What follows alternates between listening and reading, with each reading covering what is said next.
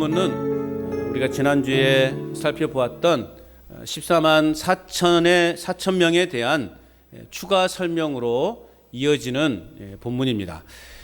여섯째 인을 떼시고 일곱째 인을 떼시기 전에 일어난 또 한 장면을 오늘 우리에게 보여주고 있습니다. 그때 이마에 하나님의 인침을 받은 14만 4천 명은 구원을 받는다라고 그렇게 말씀을 드렸어요. 인침을 받은 성도들은 고난의 시대를 통과한 성도들이다. 고난의 시간에 믿음으로 이겨낸 사람들이다 라고 그렇게 말씀을 드렸죠. 그때까지 교회는 어떤 교회로 존재해야 되는가? 교회는 전투하는 교회로 존재해야 된다. 사단의 세력과 어둠의 권세자들과 전투를 벌이는 그러한 교회, 다시 말하면 최후 승리를 얻기까지 영적 전쟁의 삶을 우리는 살아가야 된다라고 그렇게 말씀을 드렸습니다. 우리의 하루하루의 삶이 영적 전쟁이에요. 어둠의 세력과의 싸움이에요. 우리는 하루에도 수십 번 갈팡질팡하지 않습니까? 하루에도 수십 번 우리는 우리 감정이 여기 있다 저기 있다라고 그렇게 변하지 않습니까? 이게 옳은 것인가 저게 옳은 것인가, 우리는 하루에도 몇십 번씩 이렇게 갈등하면서 지내고 있는 거죠. 이게 우리가 영적인 눈으로 보면 영적 싸움인 거예요. 이 싸움이 언제까지 이루어진다? 주님이 다시 오실 때까지. 우리는 지금 불완전한 하나님의 나라를 살고 있기 때문에 예수님이 오실 그때까지 우리는 그래서 치열한 이런 영적 전쟁과 함께 인내함으로 그 인내로서 주님 오실 때 우리는 기쁨으로 그 주님을 맞이할 수 있게 되는 것입니다. 자, 오늘 사도 요한은 전투하는 교회의 모습에 이어서 안식을 누리는 교회의 모습을 또 바라보고 있는 것이죠. 자, 그렇다면 오늘 우리가 장차 경험하게 될 너무나 감격스러운 장면, 오늘 본문은 우리가 앞으로 이제 천국에서 우리가 경험하게 될 그 감격스러움을 이제 우리는 살펴보고자 하는 것입니다. 여러분, 천국은 있어요, 없어요? 천국은 가요, 안 가요? 천국에서 뭐 합니까, 그러면? 이제 오늘 말씀하고 있는 거예요. 요한계시록은 결국 한마디로 말하면 천국에서 우리가 뭐 하면서 지내는 것인가를 보여주는 거예요. 천국을 아직 가본 사람은 한 사람도 없잖아요. 그죠? 꿈에서 봤다는 사람이 있는데 그 말이 우리가 얼마만큼 신뢰가 할지는 모르겠어요. 아무튼 꿈에서 봤다라고 하는 것은요, 한 번쯤은 그냥 은혜로 받아들여야지 그것으로 막 그냥 다 믿고 따르면 안 돼요. 우리는 성경의 말씀을 진리로 받아들여야 돼요. 그래서 막 천국에 갔더니 막 보석이 깔려져 있고 우리 집은 뭐 황금집이고 너네 집은 뭐 초라한 집이더라 그렇게 말하잖아요. 믿음이 없는 여러분들은 저게 초가집 같은 집이에요 라고 그렇게 막 강사들이 말하잖아요. 그것은 여러분들의 신앙을 좀 이렇게 경각시키기 위해서 하는 그러한 말로 그렇게 이해하셔야지, 야, 천국에 가니까는 막 어떤 사람은 대골집에서 살고 어떤 집에서는 조그만 초라한 집에서 살더라. 그럼 천국에 뭐하러 갑니까? 그럼 천국에 갈 이유가 없는 거죠. 천국은 만인이 공평한, 만인이 동일하게 이 땅에서 뭐 권력을 가지고 부귀영화를 누린 사람이나 성경에 나오는 거지 나사로나 상관없이 천국에서는 누구나 다 새로운 모습으로 새로운 환경 속에서 우리는 하나님의 영광을 노래하게 될 거라는 거죠. 평등한 곳이 천국인 거예요. 그리고 우리가 이 땅에서 천국을 누린다라는 것은 무엇을 말하는 거예요? 만민이 평등해야 되는 거예요. 그런데 이 땅은 불완전하기 때문에 평등하지는 못하잖아요. 잘 산 사람은 그냥 잘 살고 못 산 사람은 그냥 못 살고, 우리가 이 땅에서는 비록 못 살지만 힘겨운 인생을 살고 있지만 천국 가면 똑같아. 모든 것을 우리가 풍요로운 삶을 누릴 수 있을 거라고 하는 그런 희망과 기대가 있기 때문에 현재의 고난을 우리는 믿음으로 인내하며 살아가는 것 아니겠어요? 그런데 천국 가니까 그냥 천국에도 보니까 잘 사는 사람이 있고 못 산 사람이 있더라 라고 한다 그러면 우리가 천국을 뭐하러 가겠냐고요. 저는 그런 천국이라면 나는 안 갈랍니다. 이러니까 또 이 부분만 또 탁 띄어가지고 우리 목사님은 천국 안 간대. 또 그렇게 소문내는 사람들이 있어요. 그 말이 아니에요. 그러니까 우리는 한국말은 처음부터 그렇게 다 들어봐야 되는 거예요. 악마의 편집이라고 하잖아요. 악마의 편집. 그래서 제가 이게 유튜브에 설교가 올라가는데 참 조심스러워요. 악한 마음 먹고 딱 그 부분만 뚫어갖고 간전제일교회 목사는 천국을 안 간다더라. 그렇게 또 막 소문 내가지고 이상한 사람 만들 수가 있거든요. 그런 천국이라면 안 간다라는 거죠. 그런 천국이라면 우리는 이제 장차 우리가 천국에서 경험하게 될 그런 감격스러운 장면들을 이제는 우리가 한번 살펴보고자 하는 것이죠. 자, 우리 9절 말씀을 같이 한번 읽어봅니다. 9절 시작. 이 일 후에 내가 보니 각 나라와 족속과 백성과 방언에서 아무도 능히 셀 수 없는 큰 무리가 나와 흰옷을 입고 손에 종려가지를 들고 보좌 앞과 어린 양 앞에 서서. 자, 사도 요한은 오늘 성령님의 인도하심 가운데 천상의 모습을 지금 보고 있는 거죠. 오늘 말씀해 보니까 각 나라와 족속과 백성과 방언이다 라고 그렇게 표현하고 있어요. 각 나라와 족속과 백성과 방언은 단순히 선민 이스라엘만을 말하는 것이 아니에요. 민족적, 인종적, 문화적으로 다른 열방이 하나님 나라에 그러한 참여하는 광경을 드러내고 있다는 거죠. 특별히 선택된 민족들만 그곳에서 그 영광을 누리는 것이 아니라 예수 그리스도를 믿는 모든 사람, 모든 민족이 하나님의 구원의 그 새로운 경륜 안으로 들어오게 된 이방인들도, 이방인 성도들도 포함하는 무리들, 그 무리들이 바로 각 나라와 족속과 백성과 방언이라는 것이죠. 모든 사람, 전 세계 모든 사람을 말하는 거예요. 모든 인류를 말하는 거예요.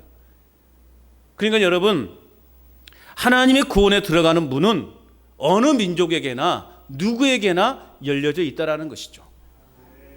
그렇기 때문에 오늘 우리는 그 누구에게로 가서 이 복음의 증인이 되어야 된다는 것입니다. 우리가 누군가를 너는 교회 나올 사람이 아니야, 저 사람은 안 돼, 우리가 판단할 수 있다 없다? 없다라는 거예요. 하나님은 모든 민족, 아무리 정말 이 땅에서 망나니 같은 짓을 했다 할지라도 그 영혼도 예수 그리스도를 믿음으로 자신의 죄를 회개하고 구원에 이를 수 있다라는 것이죠. 이러고 보면 참 이제 이런 부분에서 사람들이 조금 이렇게 기독교에 대해서 부정적인 눈으로 보는 사람들이 있어요. 막 살인죄를 짓고 막 그냥 아주 이렇게 무자비한 그런 삶을 살았던 사람이 감옥에서 성경을 읽고 이제 회개해서 내가 이제 예수님을 만나서 내가 여러분들에게 복음을 전한다고 간증하는 그런 사람들을 볼 때, 물론 우리 입장에서는 그 사람이 은혜가 되고 도전이 되지만 그 당사자들은 어떻겠냐고요. 그 당사자들은 그 사람이 회개했다고 해서 야, 하나님이 다 용서해 주시다, 나는 용서하지 못하는데, 그래서 옛날에 영화 밀양이라고 하는 영화가 그런 내용이었잖아요. 예수 믿었으니까 나는 다 용서받았다. 아니, 내가 용서하지 않았는데 어떻게 당신이 용서받다고 말할 수 있는 것인가. 그러면서 이제 하나님에 대해서 부정적인 눈으로 보나보는 그런 경우. 그럼에도 불구하고 성경의 진리는 뭐냐? 누구든 예수 그리스도를 믿는 자는 정말 그 마음속에 중심으로 회개하여, 그냥 단순히 내가 이 상황을 모면하기 위해서 내가 예수님을 만났다, 내가 예수님을 믿는다 라고는 것이 아니라 그 마음속에 중심으로 회개하고 정말 하나님을, 예수 그리스도를 온전히 믿음으로 말미암을 때 그 영혼이 구원받는 거예요. 그래서 하나님의 구원의 문은 어쨌든 모든 민족 누구에게나 열려져 있다. 그 바로 각 나라와 족속과 백성과 방언이다라는 것이죠. 자, 그 방언에서 아무도 셀 수 없는 어떤 무리라고 말하고 있어요? 큰 무리. 단순히 큰 무리가 아니라, 우리 부흥회를 참석했던, 말씀상에 참석했던 분은 알겠죠? 큰 무리가 아니라 어떤 무리? 큰 무리라는 거죠. 좀 비슷했어요? 자, 4절에 이 큰 무리라고 하는 것은, 아무도 셀 수 없는 이 큰 무리라고 하는 것은 4절에 보면 14만 4천이라는 숫자가 나오죠. 14만 4천이 말하는 것은 뭐라고 그랬어요? 무한히 많은 수를 상징한다고 그랬죠. 이 무한히 많은 수를 상징하는 것처럼 이 아무도 셀 수 없는 큰 무리 표현 또한 참으로 무수히 많은 사람을 가리킨다라는 거죠. 더 이상 채워질 수 없는 완전성, 이제는 채워질 만큼 채워진 그 충만성에 있어서는 14만 4천이나 이 아무도 셀 수 없는 큰 물이나 공통점을 가지고 있다라는 거죠. 여러분, 그냥 단순히 큰 물이 하는 것과 큰 물이라고 하는 것은 다르죠. 그만큼 이제 더 이상 채워질 수 없고 더 이상 이제 채워질 만큼 채워진 그 숫자를 말하는 거예요. 자, 그러나 14만 4천은 계수된 숫자이지만 큰 무리는 셀 수 없는 무리라는 점에서 약간은 다른 점이 있어요. 그러나 결국 이 14만 4천이나 셀 수 없는 큰 무리, 이 의미는 온 세상 가운데에서 구원받은 자가 인간의 능력으로는 감히 셀 수 없을 정도로 무수히 많다라는 뜻입니다. 그만큼 구원받은 자. 그래서 예수님도 이 땅의 모든 영혼들에게 복음이 들어감으로 말미암아 내가 다시 올 것이다. 그렇게 말씀하셨던 거죠. 또한 이 셀 수 없는 큰 무리라고 하는 것은요, 결국 아브라함의 언약의 성취라라고 그렇게 우리가 말씀을 드릴 수 있습니다. 내가 너로 큰 민족을 이루겠다. 하나님은 아브라함과 맺은 언약 아니에요? 또한 아브라함의 자손이 셀 수 없는 땅의 먼지와 같고 바다의 모래와 같고 하늘의 별과 같은 큰 무리가 될 거라고 하는 이 하나님의 이 언약의 약속이 바로 성취된 그러한 내용이다라고 그렇게 말할 수 있는 것이죠. 그러니까 아브라함에게 주는 언약에 언급되는 자손은 단순히 어떤 육체적인 후손만을 말하고 있는 것이 아니에요. 우리 무슨 우리 집안의 가문의 후손들을 그런 육체적인 그런 후손을 말하는 것이 아니라 그리스도를 의미한다라고 그렇게 말할 수 있습니다. 무슨 말이냐? 모든 성도들은, 모든 사람들은 그리스도와 연합되어서 하나님의 자녀가 되었다라는 것이죠. 우리는 이 말에서 모든 성도들이, 모든 사람이 그리스도로 말미암아 하나님의 자녀가 되었다라고 하는 이 말에서 우리는 큰 안도를 느끼고 또 우리는 이 말 속에서 하나님의 큰 사랑을 절감하게 된다는 거죠. 무슨 말이냐? 여러분, 소돔과 고모라가 의인 10명이 없어서 멸망했지 않았습니까? 만약에 하나님께서 이 세상에서 의인만 찾으신다면, 내가 의인만 찾은다라고 말씀하신다면 과연 이 땅에서 구원받을 사람이 얼마나 될까? 하나님께서 오늘 우리 교회에서 의인만 찾으신다면 과연 우리 교인 중에 구원받을 사람이 있을까요? 저도 구원받지 못할 것 같아요. 저도 의인이 아니니까, 완벽한 의인이 아니니까. 그런데 우리 하나님께서는 이러한 인간 세상에, 이러한 이 땅에 누구를 보내셨습니까? 독생자 아들 예수 그리스도를 보내신 것 아니에요? 그 예수님이 이 땅에 오셔서 뭐라고 말씀하셨습니까? 나는 의인을 구하러 온 것이 아니다. 나는 죄인을 불러 구원하기 위해서 왔다. 말씀하셨어요.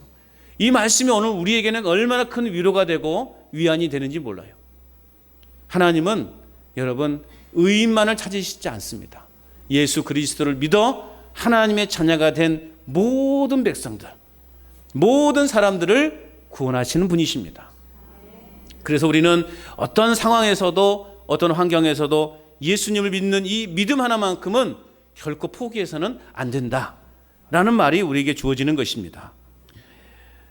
그렇게 될 수 있다라는 사실, 예수 그리스도를 믿음으로 말미암아 내가 하나님의 자녀가 되었다라고 하는 사실, 그 자체만으로도 하나님의 전적인 은혜다. 내가 의인이 아니고 의인이 아니었던 내가 예수 그리스도를 믿음으로 말미암아 하나님의 자녀가 되어서 구원에 이르는 축복을 받았다. 이 자체가 오늘 우리에게는 큰 은혜임을 믿습니다. 그래서 모든 것이 하나님의 은혜로라라는 말이에요. 구원받을 만한 자격이 없는 내가 예수님을 믿음으로 말미암아 천국 백성이 되었다라고 하는 이 사실, 이게 얼마나 우리에게는 큰 놀라운 은혜입니까? 그러므로 혼란스러운 세상 가운데 여러분 살아가고 있다 할지라도, 또한 인생의 답답한 환경에 우리가 서 있어서 고된 인생의 길을 걷고 있다 할지라도 하나님의 놀라운 은혜로 구원 얻은 백성으로 살아가고 있음에 오늘 우리는 마땅히 하나님을 찬양하면서 또 하나님의 영광을 위해서 살아가는 저와 여러분이 되어야 할 줄로 믿습니다. 아무도 셀 수 없는 그 큰 무리 속에 누가 들어와 있어요? 내가 들어와 있다라는 거예요. 감동도 안 하시네? 네? 아무도 셀 수 없는 그 큰 무리 중에 내가 들어와 있다라는 거예요. 내가 그 큰 무리들 속에 내가 포함되어져 있다라는 거예요. 할렐루야. 이게 오늘 우리에게는 큰 은혜가 되는 것이고 도전이 되는 거예요. 이 하나만으로 얼마나 우리가 감격스러워해야 됩니까? 더 이상 뭐가 필요합니까? 이 큰 무리 중에 정말 의인답지 않은 내가 포함되어져 있다 하니 그 무리들 속에서 그 살아계신 하나님을 예배하고 그 하나님을 찬양하는 그 우리의 모습, 이 자체만으로도 우리에게는 얼마나 큰 영광스러운 일인지 모릅니다. 예수 그리스도를 통해 구원을 이루신 영광의 하나님을 날마다 소리 높여 찬양하며 살아가는 저와 여러분 될 수 있기를 축복합니다. 또는 오늘 말씀에도 보니까 흰옷을 입고 손에 종려가지를 들고 보좌 앞과 어린 양 앞에 서 있다라고 말하고 있어요. 흰옷은 정결과 승리를 상징하는 옷입니다. 예수 그리스도의 구속의 보혈로 죄 사함을 받아서 구속함을 받았다라고 하는 의미예요. 종려가지는 일반적으로 승리나 기쁨의 상징으로 표현됩니다. 또한 오늘 여기서 말하는 흰옷은 우리가 앞에서 살펴봤던 6장 11절 말씀에 보면 순교자들이 입는 옷이 있어요. 순교자들이 무슨 옷을 입었다 그랬어요? 6장 11절 봐봐요. 흰옷은 흰옷인데 좀 다른 표현이죠. 6장 11절 말씀에 뭐라고 되어 있습니까? 시작. 각각 그들에게 흰 두루마기를 주시며 라고 말하고 있어요. 흰 두루마기. 그러니까 6장 11절에 말하는 순교자들이에요. 순교자들이 입는 옷은 흰 두루마기를 연상케 해요. 이 순교자들은 어떤 자들이에요? 믿음으로 승리한 자들을 말해요. 믿음 안에서 죽은 자들, 믿음을 내가 지키다가 죽은 자들이 순교자들이에요. 하나님은 그들의 그 죽음을 귀하게 보신다라는 거예요. 물론 우리가 예수님 안에서 그냥 이렇게 살아가는 것도 하나님이 귀하게 여기시지만 하나님이 더 귀하고 값지게 여기는 자는 어떤 자들이냐? 주님 때문에 죽임을 당한 자들, 끝까지 믿음을 지키고 예수를 부인하지 않고 주님을 위해서 죽임의 그 현장에, 사형의 현장에 나아가서 죽임을 당한 자들을 하나님은 귀하게 여기신다는 거예요. 자, 그런 자들이 입는 옷이 흰 두루마기를 연상케 한다는 거죠. 어쨌든 우리는 순교적 정신을 가지고 있는 교회의 모습을 오늘 우리에게 제시해주고 있습니다. 그렇다고 교회 전체가 순교를 당해야 된다는 거 아니에요. 오늘 우리가 그래서 그럼 나도 순교를 당해야 되는 건가? 그렇게 생각하지 말자라는 거예요. 교회나 오늘 우리 믿음의 성도들은 이런 순교자의 정신을 가지고 있어야 된다는 거예요. 순교자의 정신을 가지고 살아가야 된다는 거예요. 그래서 요한계시록의 맥락에서 교회가 온전히 예수 그리스도의 증거를 따르고 있고 하나님의 말씀에 절대적으로 순종하고 있다면 그것이 바로 순교를 의미한다라는 거예요. 순교라는 것이 꼭 우리가 그냥 죽임을 당해야만 순교가 아니라 우리가 예수 그리스도의 그 증거를 따르고 하나님의 말씀에 절대적으로 순종하고 있다면 그것이 바로 순교이다라는 것입니다. 여러분, 우리가 하나님의 말씀을 곧이곧대로 믿고 살아가는 것, 실천하며 살아가는 것이 쉽습니까? 어렵습니까? 하나님의 말씀에 절대적으로 순종하며 살아간다는 것이 쉬워요? 안 쉬워요? 어려워요? 쉬워요? 어렵죠. 오늘날 같은 시대 속에, 상황 속에서 우리가 하나님의 말씀을 절대적으로 순종하며 살아간다는 것은요, 쉬운 일이 아니라고요. 그러니까 여러분 어떻습니까? 우리가 하나님 말씀대로 살아가려면 어떤 마음을 어떤 정신을 가져야 되는 거예요? 순교자의 정신을 가져야 되는 거예요. 그래서 내가 죽으면 죽으리라, 내가 손해를 보면 손해를 본다 할지라도 나는 이 말씀을 내가 순종하겠다라고 하는 거, 이게 순교자의 정신이죠. 달리 순교자의 정신이 아니에요. 다 죽으라는 소리는 아닙니다. 아직은 죽으시면 안 돼요. 좀 더 있다 죽으셔야지 지금 죽으시면 안 돼요. 우리는 순교자의 정신, 이 지금 같은 어느 날 같은 이런 사회적 상황 속 환경 속에서 우리가 하나님 말씀대로 살아간다는 것은요 정말 힘들어요. 우리가 어쩌면 큰 손해가 있을 수도 있고요. 아니면 또 우리가 때로는 외톨이로 왕따로 우리가 지내야 될 수도 있어요. 그럼에도 불구하고 나는 하나님의 말씀 하나만큼은 결단코 내가 포기하지 않겠습니다 라는 이 정신, 이게 바로 순교자의 정신이라는 거예요. 이게 바로 순교라는 거. 오늘날로 말하면 요한계시록 맥락에서 말하는 순교라는 것입니다. 여러분, 순교자의 정신으로 살아가시길 바랍니다.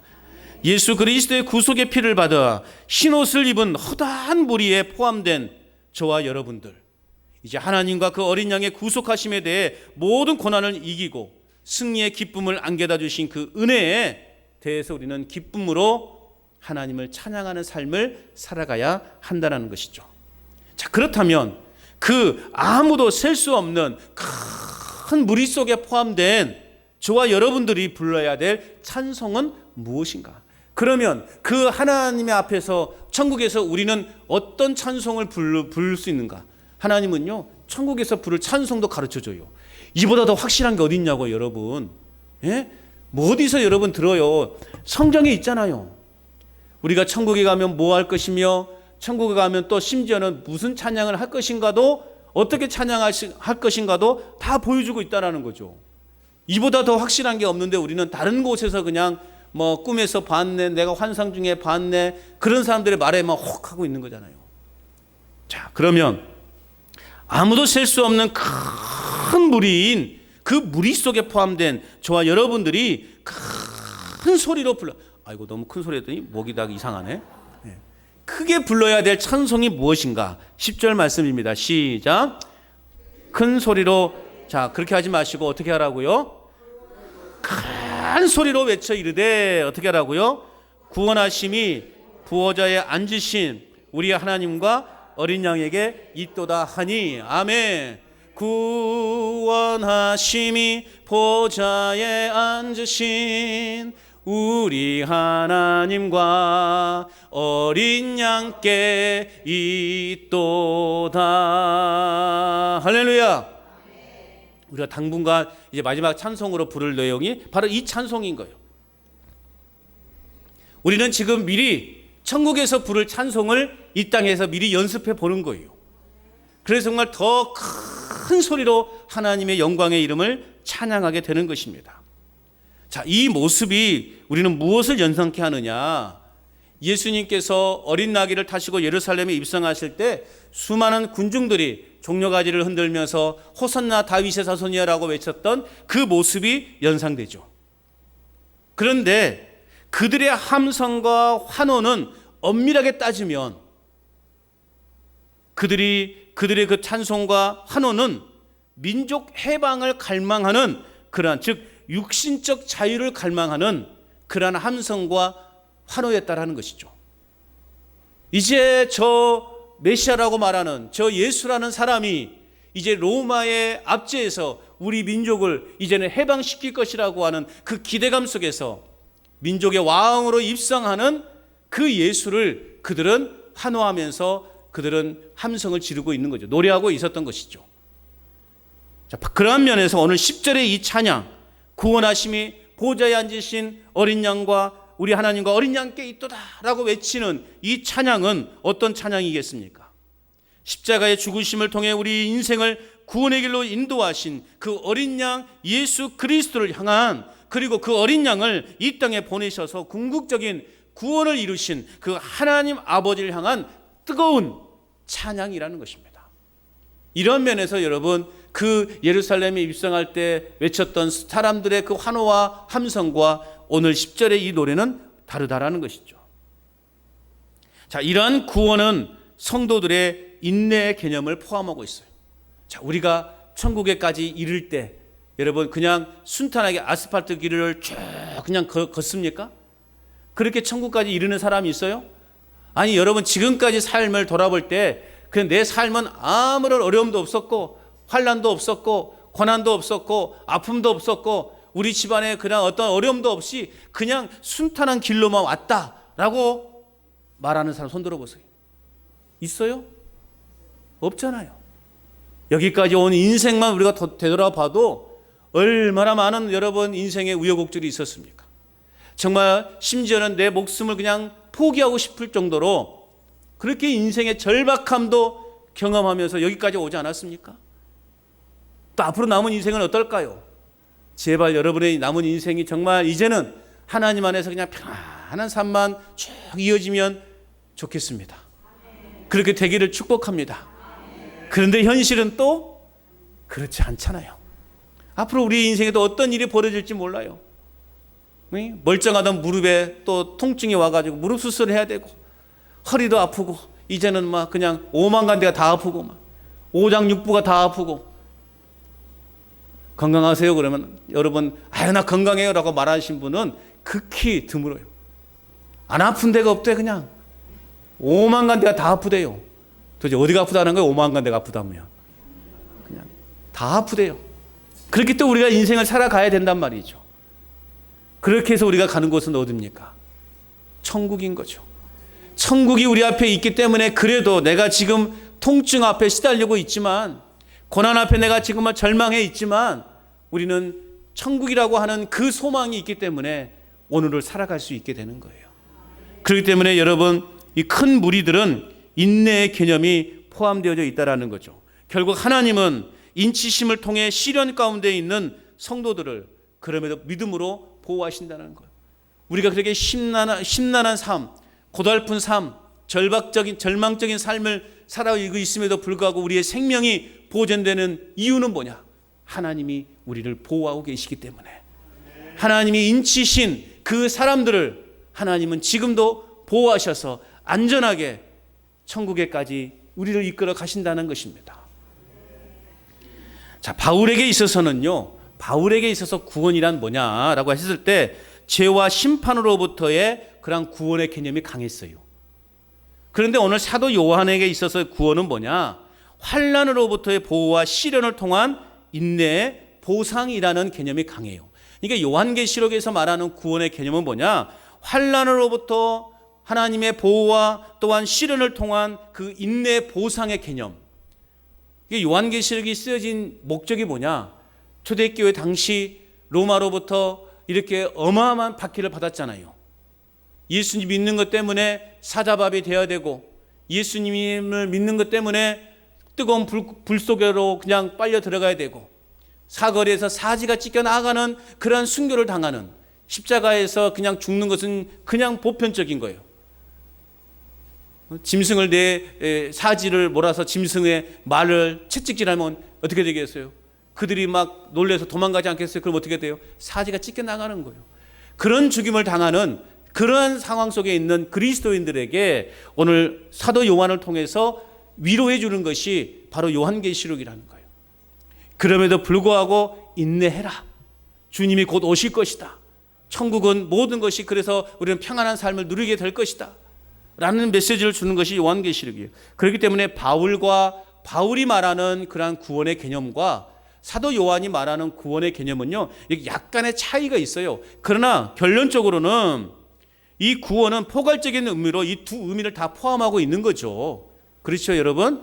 별거 나눌 수는 없는 게 약간의 그러한 주장하는 느낌은 다르지만 그러나 결론적으로는 같은 의미예요.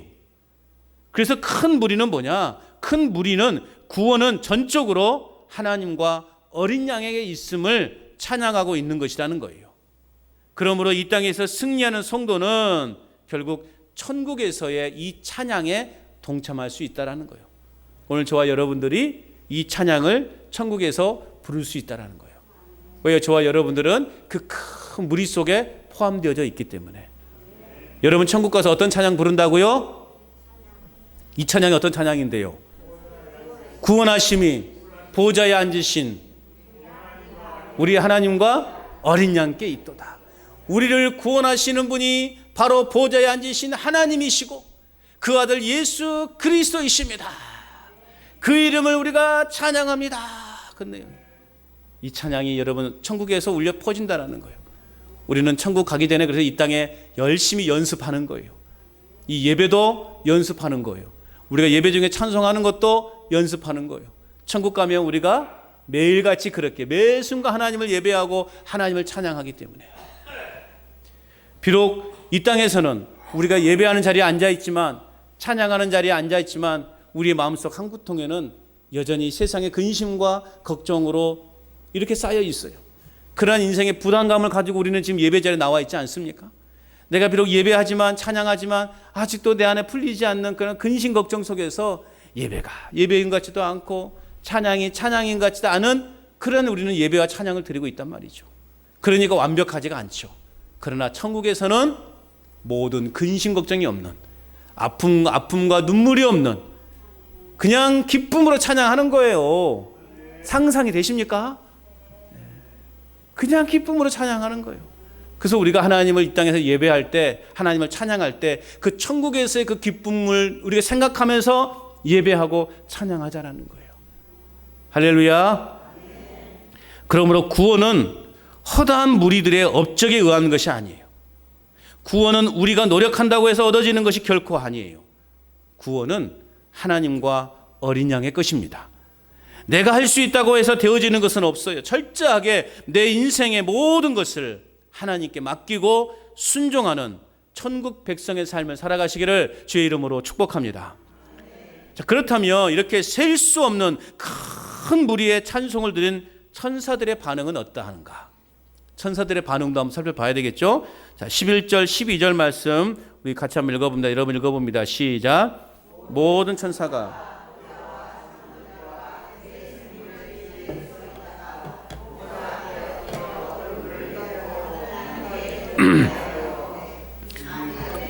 아멘. 찬송과 영광과 지혜와 감사와 존귀와 권능과 힘이 우리 하나님께 세세토록 있을지어다. 아멘 하더라. 아멘. 오늘 모든 천사의 찬송은요, 아멘으로 시작해서 아멘으로 끝나고 있어요.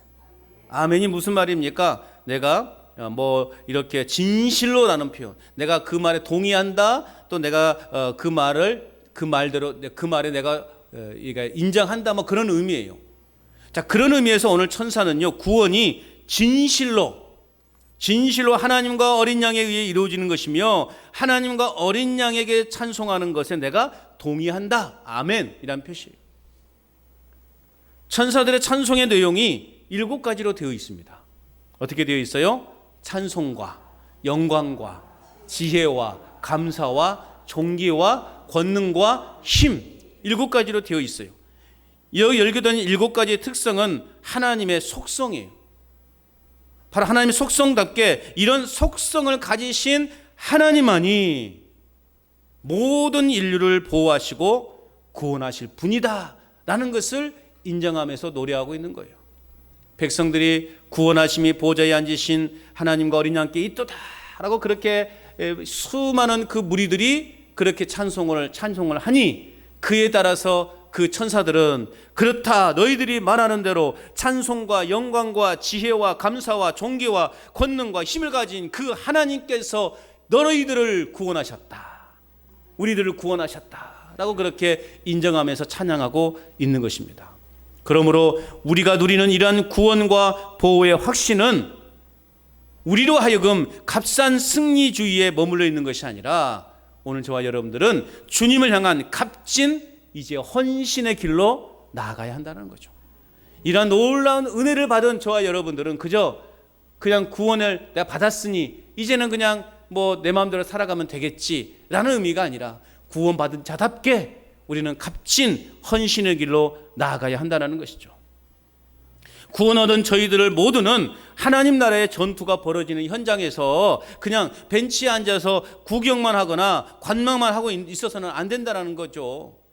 지금 여러분 우리가 여기 지금 철인 3종 경기 하고 있잖아요. 그것 때문에 지금 참 이렇게 못 나오시는 분도 있어서 참 안타깝기는 한데 그 철인 3종 경기에 뛰어드는 선수들은 어떨까요? 어떤 마음으로 지금 그 경기에 임할까요? 죽기 살기로 하잖아요. 죽기 살기로. 그러나 그 죽기 살기로 뛰고 있는 그 선수들을 바라보는 그 관중들은 어떻게 할까요? 그냥 구경만 하고 있는 거죠. 아이고 잘하고 있네, 아이고 힘들겠네, 아이고 고생하겠네. 내 일이 아니거든. 그러니까 그것이 내가 그렇게 그들이 느끼는 고통과 힘듦과 내가 느끼는 다르는 거예요. 오늘 저와 여러분들은 지금 저 철인 3종 경기에 뛰어드는 저 선수들과 같은 마음으로 신앙생활을 해야 된다는 거예요. 죽기 살기로 우리는 경기장에서 나의 사력을 다해서 경기에 임하는 선수들이라는 것을 여러분 기억하셔야 돼요. 그런데 대부분의 사람들은요, 어떻게 생각하고 있어요? 예수님이 대신 좀 경기에 나가 주시고요, 아이고 우리 예수님 잘하신다 이러고 있다는 거예요. 우리는 그냥 관중석에 앉아가지고 예수님이 지금 경기장에 나가서 뛰고 계시게 하는 거예요. 이게 값싼 구원인 거예요. 값진 구원은 뭡니까? 예수님은 감독석에 앉아 계시고 저와 여러분들은 그 예수님의 사인을 받아서 우리는 열심히 경기장에서 뛰는 거예요. 이게 바로 구원받은 값진 헌신의 길로 나아가는, 또 구원을 받은 우리의 역할이라는 것입니다. 우리는 여러분 열심히 주님 앞에 헌신해야 되는 거예요. 열심히 주님의 일을 감당해야 되는 거예요. 교회 안에서도 조그마한 일이라 할지라도 내 일처럼 생각하고 우리는 교회를 위해서 우리는 헌신해야 되는 거예요. 화장실을 지나가더라도 화장실 깨끗하게 내가 청소 한번 하겠다라고 하는 그 마음, 이게 바로 값진 구원받은 자의 삶이고, 여러분 값진 헌신의 길로 나아가는 거예요. 바닥에 떨어진 휴지 하나 짚는 것도 우리 값진 헌신이, 그런 마음으로 우리가 살아가야 되는 거예요. 구원의 감격과 기쁨 안에서 온 마음으로 찬양하며 예배하는 삶이 되시기를 바랍니다. 찬송과 영광과 지혜와 감사와 존귀와 권능과 힘이 영원 무궁하신 그 하나님을 우리는 나아가서 날마다 선포해야 되는 것입니다. 그리고 신령과 진리로 예배함으로 하나님의 영광의 임재를 경험하는 그런 예배자로 살아가는 저와 여러분 될 수 있기를 축복합니다. 자, 이제 13절에서 장로는 그 거대한 무리를 흰옷 입은 자라고 말하고 있는 거죠. 자, 그럼 그들에게 어떤 대가를 또 지불하고 승리하게 되었는지를 이제 또 우리가 살펴보고자 합니다. 자, 13절, 14절 말씀 한번 읽어봅니다. 시작. 장로 중 하나가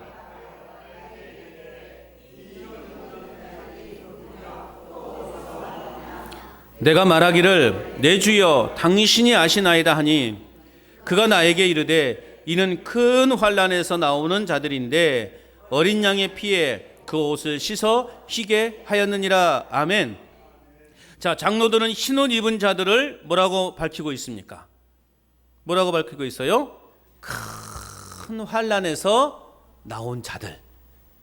자, 오늘 말하고 묻잖아요. 흰옷 입은 자들이 누구냐? 어디서 왔느냐라고 물으니까 요한이 뭐라고 말해요? 내 주여 당신이 아시지 않습니까? 라고 그렇게 대묻자 이제 장로가 이야기하는 거예요. 그들은 어떤 사람이에요? 큰 환난에서 나오는 자들이다. 큰 환난에서 나온 자들이라고 밝히고 있어요. 결국 믿음 때문에 온갖 어려움과 고통을 겪을 수 있다라는 것을 우리에게 말해주고 있어요. 결국 이 땅에서 큰 어려움과 핍박과, 즉 그 초대교회에 말도 안 되는 그 이유로 처참하게 죽어간 그 사람들, 그럼에도 불구하고 믿음을 지키고 나온 자들이 큰 환난에서 나온 자들이라는 거예요. 오늘 우리가 이 땅에 살아가면서 어려운 일을 겪고 힘든 일을 겪지만 그럼에도 불구하고 끝까지 믿음을 지키다가 천국에 간 자들, 천국에 이른 자들을 오늘 뭐라고 말하고 있다고요? 큰 환난에서 나온 자들이라고요. 오늘 우리는요, 이 땅에서 큰 환난을 겪고 살아가고 있어요. 그렇죠? 그럼에도 불구하고 우리가 믿음을 지켜서 천국에 갈 때 뭐라고 말할까? 우리를 향해서 뭐라고 말한다고요? 큰 환난에서 나온 자들이라고 말하고 있는 거예요. 우리는 믿음 때문에 온갖 어려움과 고통을 겪을 수 있습니다. 경제적인 어려움도 우리가 믿음 때문에 겪을 수 있어요. 또 경제적인 막대한 또 손해도 봐야 될 때도 있어요. 나의 것을 포기해야 될 때도 있단 말이에요. 그러나 환난의 성격이 무엇인지 간에 환난은 어쨌든 예수님에 대한 믿음 때문에 발생된 것이다라는 것이죠.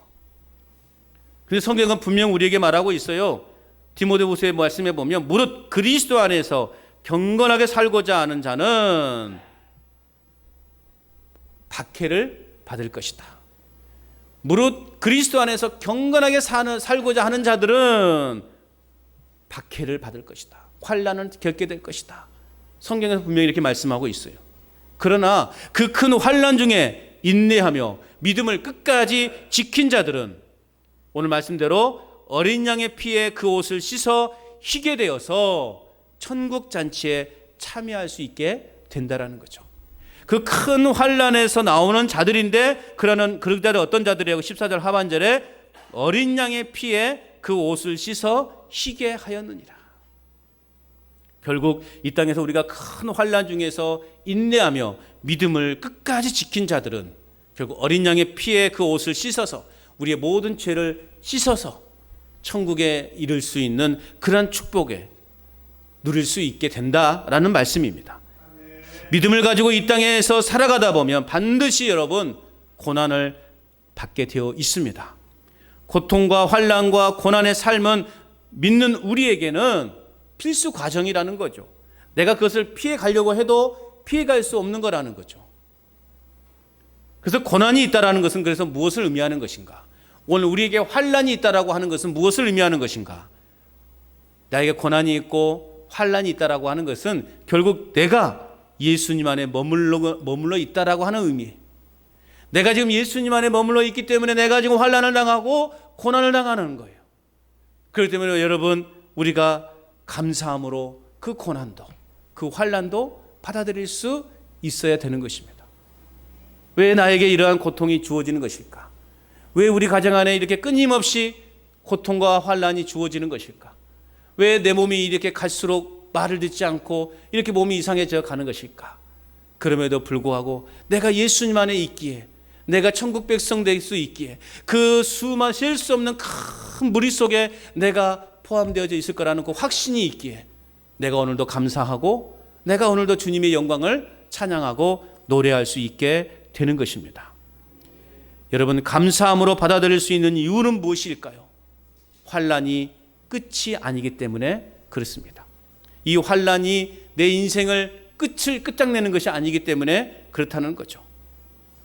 우리의 환난은, 우리가 이 땅에서 겪는 고난은 반드시 끝이 있고 이제 우리는 이제 그 믿음을 지켰으므로 하나님 나라에서 영생의 삶을 살아갈 수 있게 된다는 것이죠. 우리는 인내하는 과정 속에서 우리는 그래서 예수 그리스도의 능력을 힘입게 되는 것입니다. 하나님이 우리를 위해 예배해 놓으신 그 상을 바라보며 인내를 통해 이겨나가는, 승리해 나가는 저와 여러분 될 수 있기를 축복합니다. 자, 그렇다면 그렇게 큰 소리로 외쳐 찬양하는 우리에게 주어지는 복이 있어요. 그 복이 뭐냐? 첫째는 15절 말씀이에요. 같이 읽어봅니다. 시작. 그러므로 그들이 하나님의 보좌 앞에 있고 또 그의 성전에서 밤낮 하나님을 섬김에 보좌에 앉으신 이가 그들을 위해 장막을 치시리니. 자, 큰 환난에서 나온 자들은 하나님의 보좌 앞과 그의 성전에서 밤낮 하나님을 섬길 특권을 얻게 된다라는 거예요. 그러니까 밤낮 하나님과 함께 있다라는 거예요. 이 얼마나 놀라운 축복이에요. 또 하나님과의 완벽한 관계의 성립, 그것을 보여주는 거예요. 그리고 하나님께서 영원히 함께 하시겠다라고 하시겠다는 약속의 복을 주고 있는 거예요. 주님께서 하나님 섬김에 보좌에 앉으신 이가 그들을 위해 장막을 치시리니 우리 안에 집을 만들어 주시겠다는 거예요. 이게 뭔 말이에요? 나와 영원히 함께 해 주시겠다라는 거예요. 나와 함께 해 주시겠다, 나와 영원히 함께 하겠다는 이런 축복을 우리에게 약속해 주고 있다는 것이죠. 또 어떤 복을 약속해 주셨습니까? 16절 말씀 읽어봅니다. 시작.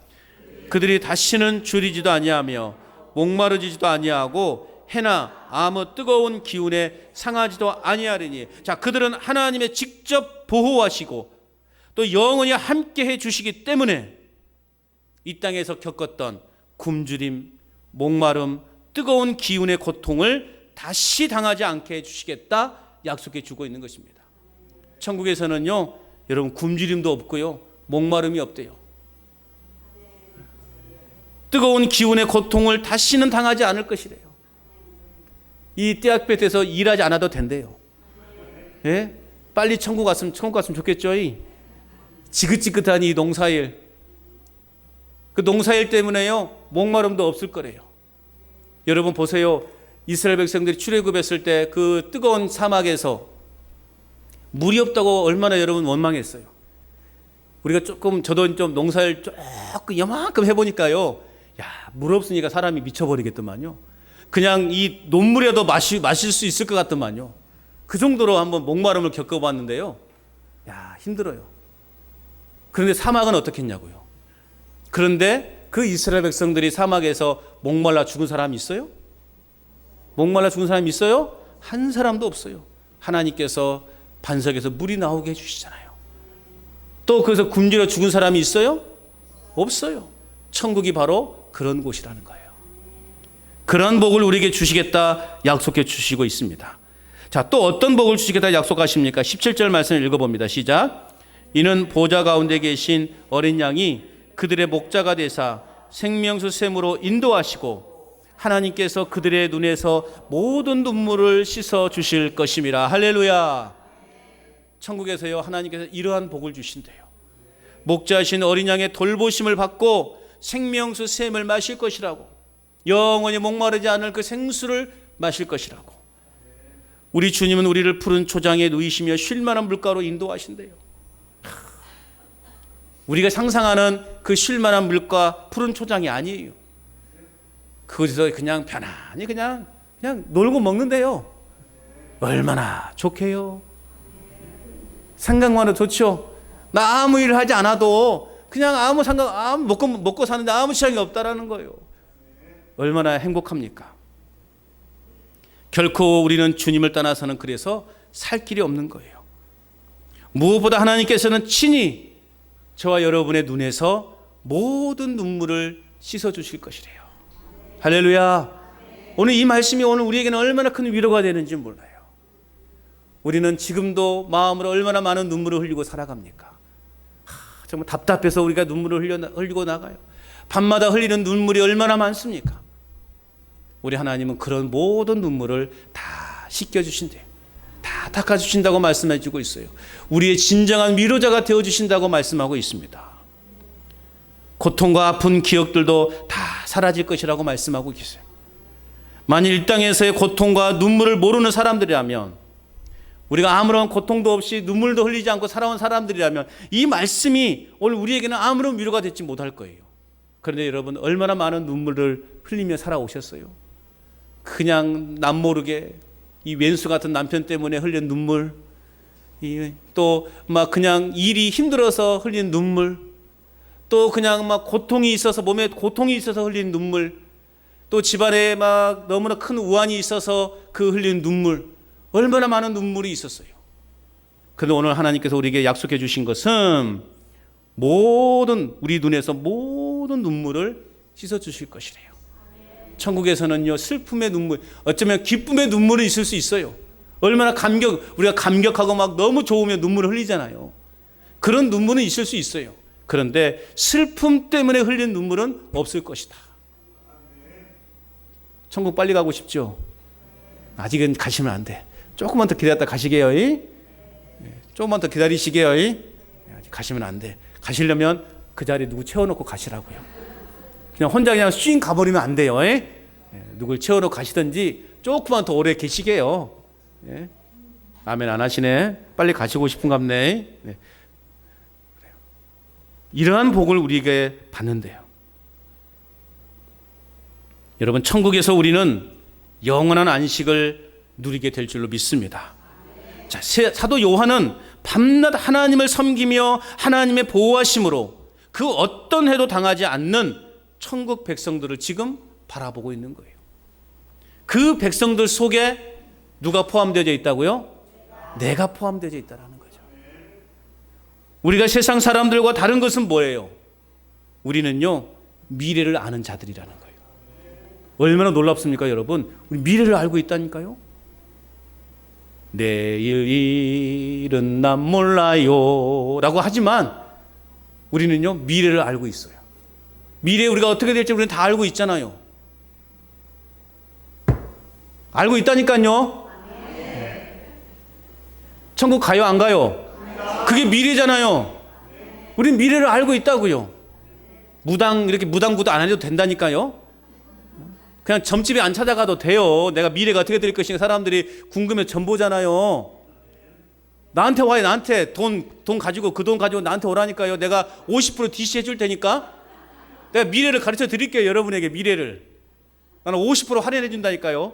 이거 걸어놔야 되겠어. 50% 할인 미래를 알려드립니다. 현수막 하나 크게 붙여놔야 될까 봐요. 용돈 보내나 좀 하게. 예? 우리는 미래를 알고 있는 자들이에요. 얼마나 큰 놀라운 축복입니까?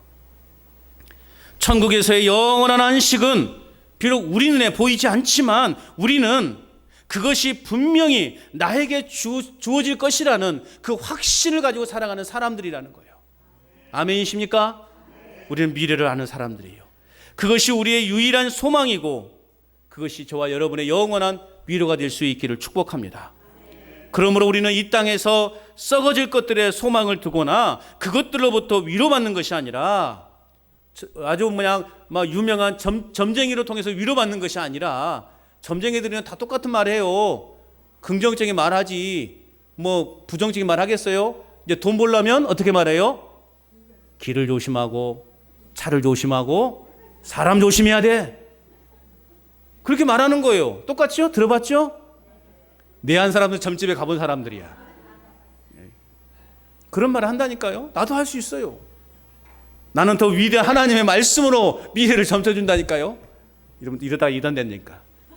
이러다가 2단이 돼. 3단이 되고요. 여러분, 우리는 이 땅에 썩어질 것들에 대해 소망을 두거나 세상 그것들로부터 위로받을 것이 아니라 오늘도 내일도 천국문을 향해 좌로나 우로나 치우치지 않는 그 믿음 안에서 그 천국을 바라보면서 위로받고 평안을 누리시기를 주의 이름으로 축복합니다.